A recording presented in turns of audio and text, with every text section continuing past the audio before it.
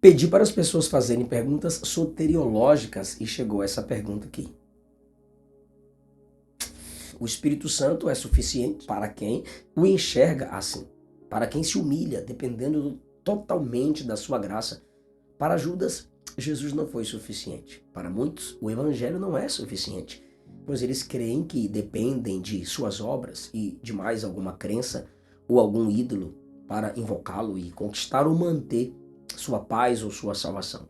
A Bíblia alerta nos capítulos 3, 4 e 6 de Hebreus sobre o perigo de se chegar a um nível de apostasia que não tem como mais retornar.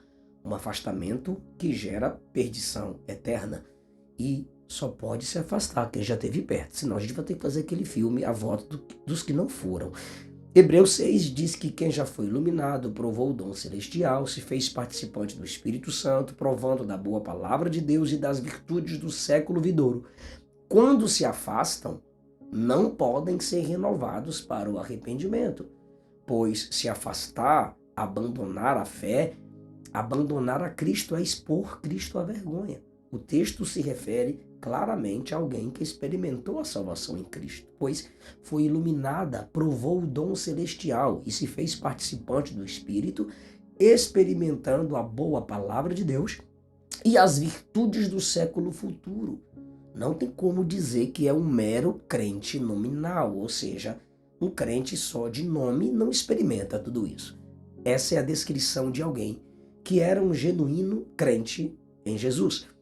Hebreus 10, mais uma vez, essa situação é lembrada logo depois de falar contra o ato de deixar de congregar.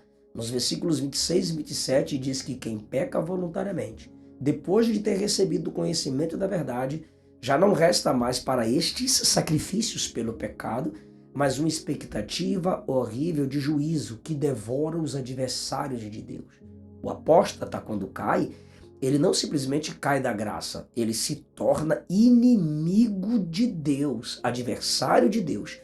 E o texto diz que seu castigo será maior, pois é como se ele estivesse pisando o Filho de Deus, profanando o sangue da nova aliança que o santificou, gerando tristeza ao Espírito da graça, ou seja, o Espírito Santo que aplica a salvação pela graça.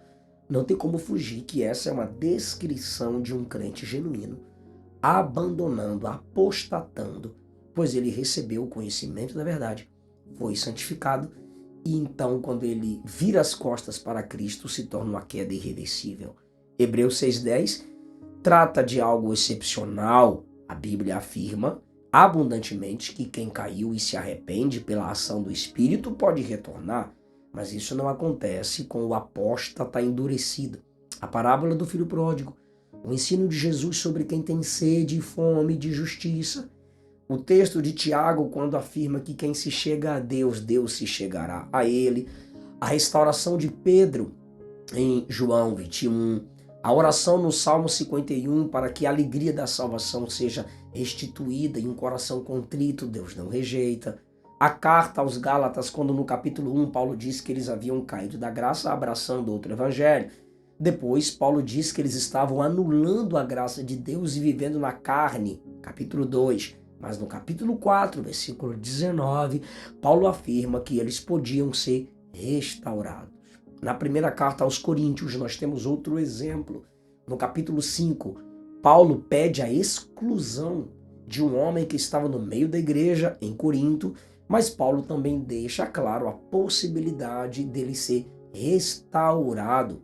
Romanos capítulo 11, a partir do versículo 21, diz claramente que aqueles que são cortados podem ser enxertados novamente.